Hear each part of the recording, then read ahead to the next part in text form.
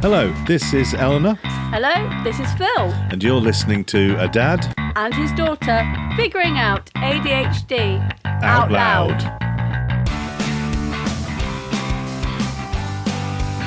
Hello. Hello.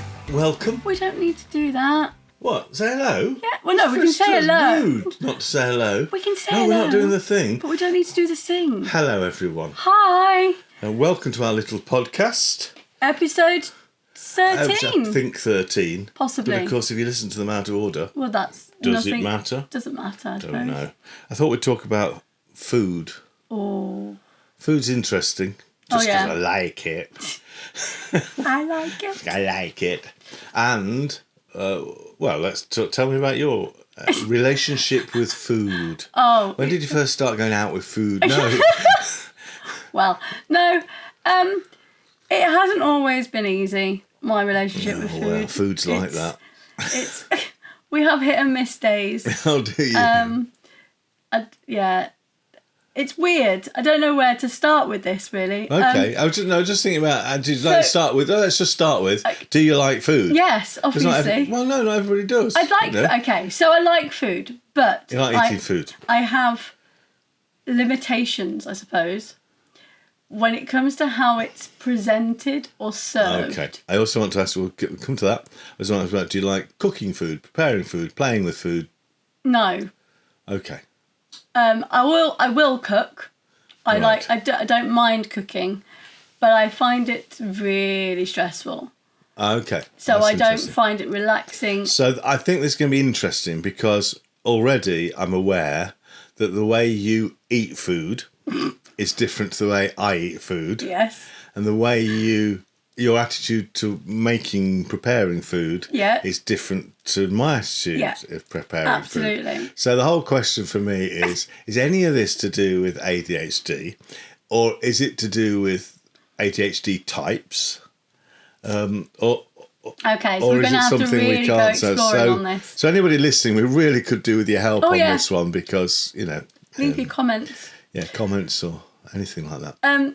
Yeah, so I find cooking stressful. I think it's to do with, again, because of timings. So I'm very particular. I don't like being late. I hate having to... So when something needs to be in for 20 minutes, but then something else needs to go in and it needs to have another... but when do I put that? If it's not stated on when to put that in... So you can cook off on your head. I can't... I'm going to constantly ask this question in this session. That's fine. Is any of this to do with ADHD? Because I'm aware that your basic maths arithmetic skills are basic. Whereas say how it is. They're rubbish. Whereas I did A-level maths and could do it up to a standard. I couldn't do GCSE maths, so I'm very confident with things like 3/4 of that and this temperature and that time and temperature, and I did physics as well. So I'm confident in that, whereas you're not. It might border on my other learning disability I have, so that might be what it's. Yes, you have difficulty with processing Noonan's syndrome. Yeah. You have to. We very quickly learnt as they discovered more about it that you have difficulty with processing, and which adds to your ADHD. So simple things like telling the time you struggled with because you knew it was quarter something. But so it was, whether it was 2 or past, you couldn't quite. So I think that's where my fine line is with my ADHD. There is a crossover of the two, but that's because obviously the reason I have ADHD is more because I've got Noonan's, because they are linked now. So tell me about your cooking nightmares. When does all this crash? When you cook, looking back, tell us a story or two. It mainly I feel confident in getting everything together, making sure I've got all the ingredients. That's fine. Because that's like your notebooky because stuff. It's like my notebook. Oh, you're and making I'm okay, lists. kind of, when it's a recipe and the recipe's written out in clear steps, not like a big chunk of writing. So you like these photo guidebooks, these ones that say step by step, with a photo for each step and a little, It's when it kind of comes to this needs to go in for 20 minutes, but then this needs to go in when there's only 5-10 minutes left. And they're going, yeah. But now that's 2 different times. How do I process? I've then got to figure out how I process. And that's where I think it was ADHD coming in. Not just, I'm not very good with numbers. No. But actually, I've got to do that. And that. And then you've got some veggies to sort out. And then you need to crisp up whatever. And your extra complication is, and also I've got to get the kids' meal, which is different because he's struggles with food himself. So I've got to, so that's when I asked my husband, like, so this takes this long. When do I need to be putting Alex in? Because obviously he's going to eat it. And it's like, oh, right, I've got to remember to do that. And obviously then I've asked too soon to that question of when do I put... So then he's told me, but by the time that he said, put that in, I've forgotten that that's what I need to do. And then by the time that everything's almost ready, I'm like, I haven't put that in. And do you do that thing where it becomes a panic? Yeah. It's really stressful. I love cooking, but I hate serving. Yeah. I hate getting it out. I'd rather just get it all cooked and leave it on the oven and go, there you go, it's cooked. Do something with it. I think I struggle with that because I want it to look edible. Like, I want it to look presentable. I want it to look edible. As in, not that I can't. I'm not eating that. It doesn't even look edible. Okay. Can I explain? Because I don't... So when I first had to start cooking for myself, I hated eating what I just cooked because I was already tired from all the processing. You've had so much energy. So I'd already into spent so much energy to cook that by the time that it was all ready and we sat down to eat, I was just a bit like, I'm not. And again, I ask the question, is that an ADHD thing? I do hear people say, you do all the day cooking and you don't feel hungry. And I can see how with us that actually it would be. There's so much thought processing and planning and organisation and different things and I've seen it textures. In you, especially when it comes to Christmas. Christmas! I love Christmas dinner. Of course you do, but you don't... I don't like putting it out on the table. No. Because that's when you're stressed. I need this pan. I get out the kitchen. It's all done. I've got it all perfected because my timings are pretty good. And that's great. Everything's there. And it's a full table full of food. But that's great because your timings are great in your head. It's all going to come out right. But those timings aren't in anybody else's head. You know what really winds me up is and it's me, it's not my fault. It's when you got it ready, we said we'll eat at 1:30 or whatever, and so it's ready at 1:30 or maybe 1:50, 10 minutes later. Yeah. And you go, right, it's ready, and someone says, are there any plates? And you're sort of going, I wasn't in charge of plates. Yes. I had turkey and veg and roasties and accoutrements and extra bits and pieces, whatever. And then they go, should we get some drinks? I'm going, the food is ready. It's now time to eat. It's not time to get drinks or to get plates or to get anything else. You should all be sat down, everything ready, and go. Eat it. That's so I kind of feel like I need to give them a 5-minute warning in my house to be sat down ready. Because I always have this thing of I've cooked food, it's hot. So what is that warm. Stress point? I don't know. Eat it now. It's but it's sort of it's warm, it's hot. Eat it now. Why is nobody I'm cooking tea. It's all ready. Come on. Because I don't like it's when it's cold or gone past. It's sort of yeah, but that's different. That's a different thing. That's perfectly sensible. Absolutely perfectly sensible. Come on, eat it. I don't want it to go cold. Sensible. Yeah. Eat it now because it's ready and I've just finished it and you should be there with a fork in hand, ready to eat it. You should be there. It's a really subtle thing. We said, but I do love my mum, but it's always something. My mum goes, I'll just go and... No. I'm saying nothing. No. You need to sit down. No, I just need to go and... My Dave is very good at 5 minutes just before dinner is ready. He has this sense of, I need the toilet.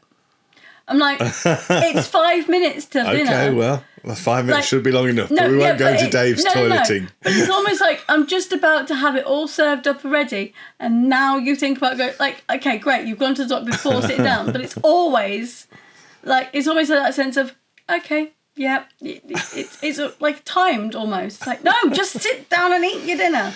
My problem with cooking is I'm always cooking things and prepping things and then completely forgetting they're there.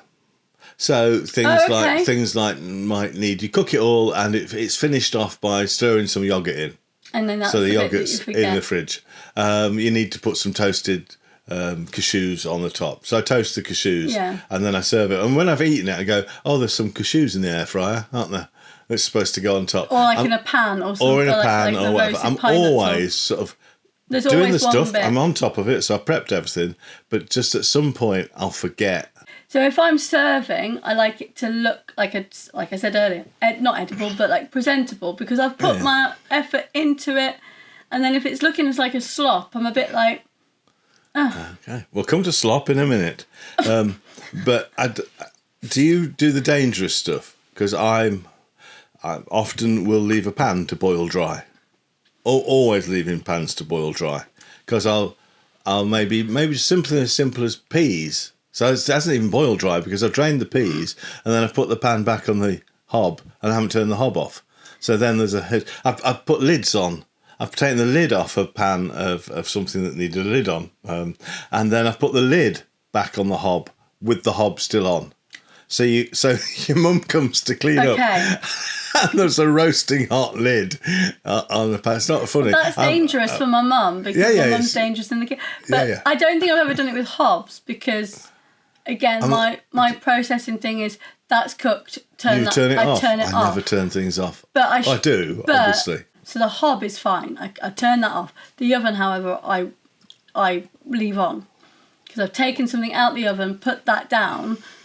So you get somebody come out. Is this oven supposed to be on? Why is the oven on? So then Dave has to check that I have turned the oven off. I just don't like cooking in a kitchen with everybody around me because I then have panics. I don't think anybody does. But I have because obviously I've got kids running around, I have to make sure no one's in the kitchen while I'm cooking at all. No one can come in. Yeah. But that goes back to an incident that happened with you and Mum in the kitchen. That's probably... You can't blame that. Oh, I don't know. It's inattentive, isn't it? Might be. Clumsiness? Do I get clumsiness? Does clumsiness count? For what happened was... I'll let you explain because it's still daunting for me. Your mum was washing up, I think. I don't know what she was doing. She was in the kitchen behind me. I was making a cup of tea, and so the kettle boiled.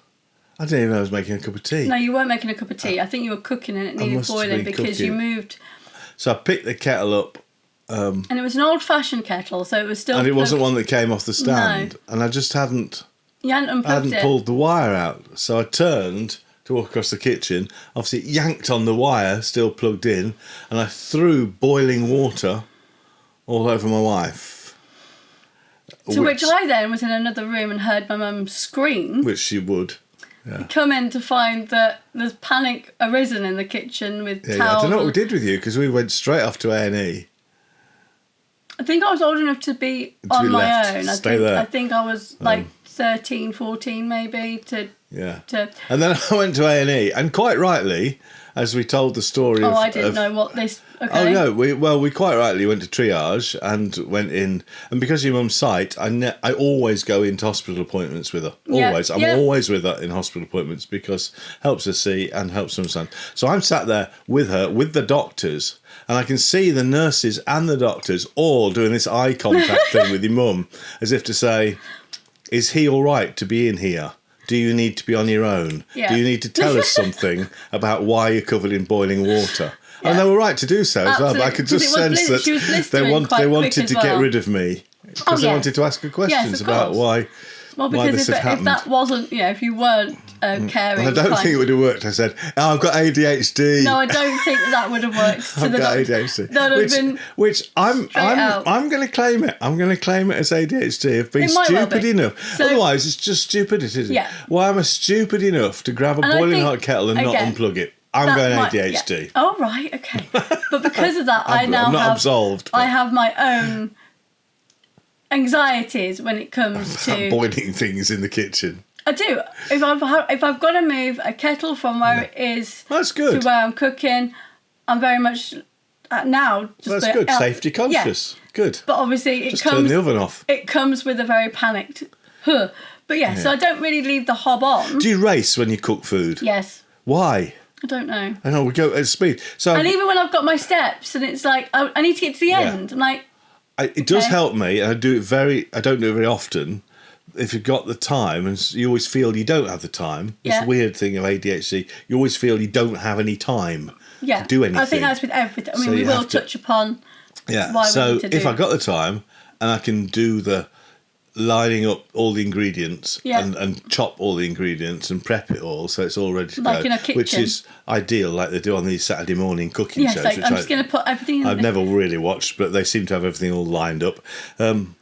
So I just panic as I go. If I'm doing the recipe or I'm doing it from my head, I'm just doing it. And I'm trying to do it as fast as I possibly can for no reason at all. I'm chopping things really quickly. I'm trying to throw things in there and frying that thing. And then you realise that you didn't actually need that thing you've just chopped until later on. Until later. Or worse, you do need to put the carrot in now and you haven't chopped it. Yes. And then you go... And then you're trying to stir, and then you burn something because you're trying to concentrate on the carrot. Oh, my worst thing is if I've burnt something or made something too hot, I'm just there going, no, that's it, it's ruined. Like, I feel like I've completely ruined dinner. Right, and that's sort of the skill of becoming. And that's different, you see, because I will not eat food.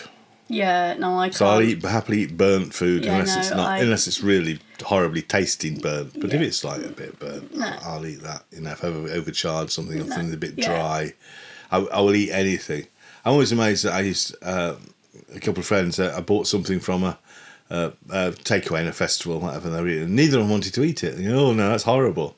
And I'm going, no, it's just rubbish. It's not. It's perfectly edible. It's just a bit gloopy or but it's not sort of. It's just edible. Yeah, I mean, you will. So eat it. Anything. I don't want to waste it. Eat it. I remember, growing up with you, if I'd left anything on my plate you can't eat. It would go. I know you've warned the grandson not to leave food. Yeah. I've had to warn. I mean, the grandchild. I mean, your granddaughter. I think you got a bit of competition. There's nothing ever left. She'll eat anything. But no, so not eating. So why is that different? How is it I can eat and will eat everything? Apart from things I don't like, but you eat differently. Yeah, like mushrooms.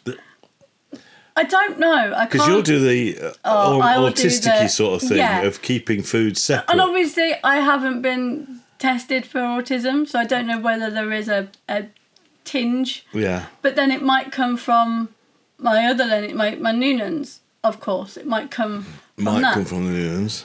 But I can't have food touching. No, you can't. I mean, I don't mind necessarily, like for example, a salad, Caesar's, that's meant to be all together. All food is meant to be together. Or like a paella, that's fine. Food's meant to be together. But it's... don't keep the food apart. So it's like a cooked breakfast. All those components need to stay away. Need to stay away from each other. Not necessarily all the dried ingredients. So you don't put beans in the middle and join them all up. No. You can't, no. See, my beans cannot be touching. It's not the greatest disappointment, but near. The greatest disappointment about you.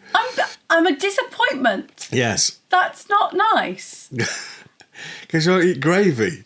You wouldn't put. I do now. And as a proud northerner, you wouldn't put gravy on things. Come on, lass, eat your gravy. Have a bit of gravy on that. Now, I can't have it. Gravy. Okay, so mashed potato, gravy, chips, gravy. Oh, mashed potato. Come on, put your gravy on it. You know. Creme brulee, bit of gravy on that. I've got better with gravy. I'll have a bit of gravy, but on the meat, I can't have the meat, nothing else. Just a little. So you use the meat to barrier off to build a wall of meat to keep your gravy away from everything else. No, as in I pour it on. I mean, okay, if it spills onto something else, it's fine. So I'll pour it. But no, the beans can't be touching like my hash browns or the idea of sauce with mashed potato. Mashed potato and me aren't always friends. Aren't always friends. Because it's sloppy and it's made wrong then. No. Okay. Also, it's soft. I know what you mean. I think it's not a solid textural thing of putting something wet with something that's already soft in my head. Yes, I know what you mean, because it dissipates. Because actually, I get that, because the gravy, if your potatoes are simply not mashed to a solid consistency, then gravy will, if they're really... even if they are mashed to a solid consistency... The wet on wet you don't like. No. But then I don't like going back to... Yeah, I get the wet and wet. I wouldn't put gravy on mushy peas. Some people do. I'd mix it alongside. I don't mind it where it mixes on the edge, but I wouldn't want Some it together. people do. Yeah. But having said that, I'm I even do. weirder. So having said no, just hold on to you even weirder, because I've realised when I have a cooked breakfast, the tomato sauce cannot touch the fresh tomato. It can't be near each other. And also, I will not have tinned tomatoes because it makes everything wet. And that's wrong. Okay, so tinned tomatoes just makes me feel sick after watching some weird thing where they mixed everything together and that just... Yeah. Anyway. I was going to say my weird thing until you said about the tomato sauce. Yeah, what's the weird thing? So the weird thing for me is my beans might not be able to touch everything while it's on the plate. Right. Okay. But if I'm putting it... say I've got a bit of sausage... You can cut a bit of hash brown... And then put some beans on it. Yeah. Okay, you have to be in control of your beans. Yeah. I have to control my beans. I don't know why that's acceptable. Like a bit of sausage and then a bit of tomato. That's fine. But then I get told off by Harry, my husband, and because I put tomato ketchup all over my chips. Over your chip, yes. Which is weird side. for you, rather than on the side and dip in. But he knows like that. He says apparently that's wrong. I'm like, so you'll use tomato ketchup like gravy. Yeah, but apparently I'm not. So some things for me are acceptable. That's fine. I think it's about how soggy things are going to make something. So has this anything to do with ADHD? I don't know. Probably not. I think, no. But there might be a very fine line where it is. There is that. I think control and something that's to do with controlling. It's something to do with needing to things in order. Again, it might be the fact it's all textural as well. So yeah, there's probably like a good quarter of it being ADHD. Maybe. I mean, I pile everything up. You see, I just eat. But I think I need to analyse. I think I need to analyse because there are things. Type of ADHD. There are things I will separate. You see, I don't. I think we're bordering, like not borderline. I think it is ADHD, but obviously we don't want to be like you've got ADHD. This is why. Yes, so if anybody out there. Knows the details of how ADHD affects food. So I can see how it affects the way I cook in terms of speed and in terms of mistakes I make. Yeah. I can see... I'm trying to get my head around the ADHD and the way I eat food.